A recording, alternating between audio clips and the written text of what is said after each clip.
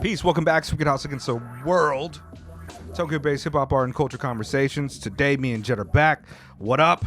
Happy New Year. We're just getting to our first reviews of the year. I know it's February, but we had to take some time off, you know what I mean? Today, we're going to be discussing RAP FERREIRA and Fumitake Tamura's collaborative project, The First Fist to Make Contact When We Dap. It is 12 songs, about 30 minutes. It dropped on January 26th. These two artists, you guys know RAP FERREIRA. We've done a few of his albums on the show before. He's a friend of the show. Yeah. He was out here last year with Daddy Kev, and that was the first time I got to meet him in person, rock with him for a whole evening, and it was real nice. I'm a big fan of his work. Go back and check out some of our other reviews if you guys want to get an idea of some of the things that we appreciate about him other than what I'm going to say in just a few. Also, this album is produced in entirety by Japanese producer Fumitake Tamura, aka Boon. Tamura. Oh, it's just Tamura. My bad. Yeah. Tamura Fumitake.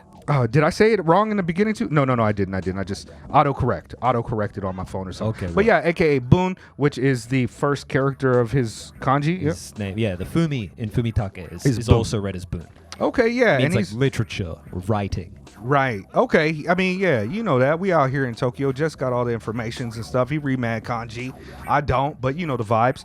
And anyways, last year, Rory wasn't quiet, but he didn't have an album that really hit streaming, I don't think, except for the AJ Suede collaborative project at the end of the year.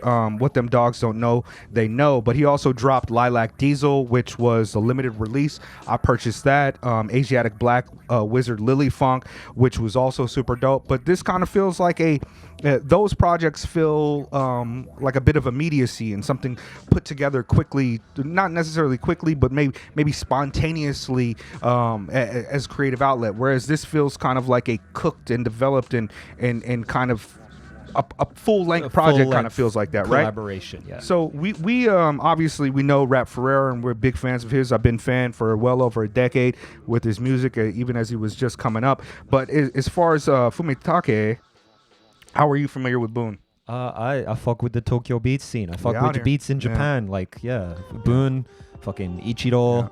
Yeah. A lot of those guys are on the table and shit. Guys on the Olive Oil. The guys making the weird shout out to shit, Ilsugi. Yeah. The Tokyo beat scene is large, expansive, and full of talent. I first got familiar with Boon. Maybe I want to say it was at a low end show. Okay. Because Daddy Kev used to come out here and throw Tokyo low end shows all the time. 90 BPM only shows out here as well. And I think I saw him perform maybe in 2014 or 15. He's one of the. Is that one of those 90 BPM posters behind the camera right now?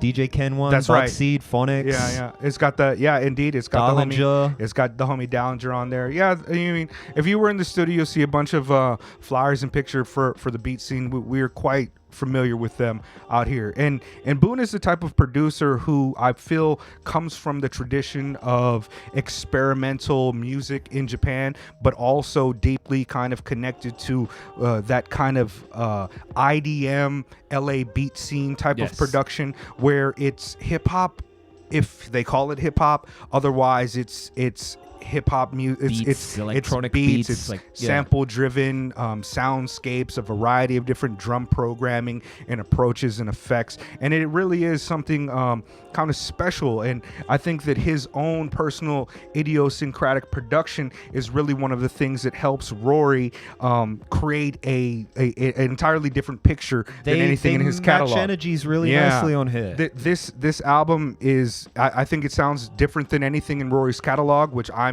fairly intimately familiar with, as listening to him since the old, Milo Takes Baths type of work. And the production on this, it's I don't know how to it. Maybe we'll get into it now. Let's talk about are we talking about our general thoughts on the album? I think we are. It's fucking ill. Like, this is an early album of the year contender for me already. Easily for me too. And shout out to Borrowed Yeti. I think he said that too in the Discord as well. Yeah. Shouts out to the homie Borrowed Yeti. RAP FERREIRA is incredibly dope all the time, right? Like, this guy doesn't miss the way he. There are other MCs I might say, oh, I think this person's a better rapper. I think this person's a greater rapper or whatever. But like, nobody writes like Rory does. He really is like the way that I like to liken Rory, and one of the reasons that I'm a big fan of his music is that he is one of those kind of poetic styler jazzman philosophers from the tradition of your freestyle fellowship and the kind of thought of just being an original styler and putting your own work to it. To me, it's not, I don't compare him to other MCs like, oh, he writes better. I think of him as more like his uniqueness is his own instrument, and no matter where he puts that, he's going to put that funk on it. So when you get him and another styler like, I don't know, just name AJ Suede, or a variety of other like Boone. Yep. If you get them together, they're going to create a brand new kind of avant-garde amalgam just by virtue of it being two specific things clashing together and a spontaneous chaos creating a new order. Exactly. He's just I love Rory because he often takes things that seem like a poet. He takes things that perhaps seem mundane, but then he meditates on it or sees it from a perspective and causes it to kind of pop with meaning. His rhymes often seem sometime metered for prose or metered for poetry, but really, I mean, that's just, he's rapping. He's rapping his ass off. This is just a unique style, like a Serengeti or an Open Mike Eagle. When you hear these dudes, you're not hearing somebody trying to perform a lyrical miracle or some white cat freestyling on a pier about what you wear. This is a new thing. This is in his own lane, and I just love that he has that surrealist, Dada-esque, critical black lens for jazz, poetry, and black counterculture and how they converge. And wherever he brings that shit, he's going to bring it with some fucking words that are fucking timed to go off in intervals and explode. I love everything about his style. I don't know if Boone speaks English, but he seems to understand that on a very deep level. Yeah. There is something about the way these two artists come together that it's like their idiosyncrasies, idiosyncrasy. I don't even know how to pronounce this word anymore. Just collide. I'm not going to try to help you out with it because I don't know. Idiosyncrasies. They collide together and somehow like it creates something. It's like two fucking atoms colliding in the collider and showing the God particle. Yeah. Like it's like Boone also has this kind of scattered and yet somehow very measured and light touch. Like there's a level of finesse that both of them bring to the table on this record. It just comes together so well. To me, it's got to be. It feels like it's that kind of deep cultural tradition of Japanese artisans that refine and fine tune their sound. It's clear that every single aspect of the production on this is a deliberate choice by both the production sounds as well as the word choices, how to approach them, even when it feels like, oh, did that just cut off on purpose? Yes, it did. The music is very kind of an off-kilter jazzy electronic amalgam, right? It's just, it doesn't necessarily lean into a lo-fi beats or into a jazz or into any other real descriptors. Sometimes it just feels like a lazy a melancholy lazy piano with like the wind and you know what I mean, like a whirlpool around it where Rory is just going off poetically. Yes. It for whoever's going to catch it. And I do love that there's a deep seriousness about it, but also a kind of silliness and whimsy to it. That this is my, I'm a big poetry fan too, as much as I am a fan of just rapping and styling, all styles, the ones that are really complex, the ones that are not. I love it all, and this is a distinct sound that I just enjoy. Can we go into some of the tracks? Like Humble Vessel. It's got these odd drum stutters, but Rory is always saying lines to me that are almost like mantras that I often take with me and I'll keep held on to help me not get through the day, but it often reminds me of something. It gives you something to hold on to throughout the day. Yeah, and even Ruby Yacht is a spaceship. Exactly. And I love I also love how transgressive he can be with his, being vehemently against white supremacy, even to the point that it obviously pisses off some of the white listeners that listen to him that want to be a part of it. They don't seem to have the problems with other people, like virtually every other black artist that has something to say about white folks. Whether you're Billy Woods or Sketch or name that, name it. I mean, JID or whoever. Yeah, and I love that he pokes at them. I love that transgressive aspect about it. Crackers gave you the freedom to star from Venus to Mars. Men are from Mars, porn stars are from Earth, and women are from Venus and shit. Like, it's just, some of these lines just stick out really well for me. But there's also usually something deeper to uncover in his music if given the opportunity. He often will name drop a book or a certain type of philosophy or a writer. And on the second track, 47 Rockets Taped to My Chair for Dr. Rifat Alir. I'm not sure how to pronounce that, but that dude is titled for a Palestinian poet who was murdered by an airstrike last December, along with his brother, his nephew, his sister, and like a bunch of other kids. And Rory is not waving a flag here to be political, but it's clear that part of this thought process for this song and the themes in this song are related to that in a deeply poetic way. Bang, bang goes the blacksmith hammer again. Like, what do you take from that? The blacksmith is forging iron, but also bang, bang, and the creation of something. And, if I had a dime for every like rapper who busts a creator, Rory's always on some shit, dog. I try to tell people that there's something special going on. A lot of times it sounds extremely pretentious, but it only sounds pretentious to me because we're listening to it in the now. But as we go back and we look at some of the other great black radical artists in the tradition of black radical art, we start to be like, damn, this motherfucker Gil Scott was really on some shit. These people were really on some shit, and the hip cats is going to catch it.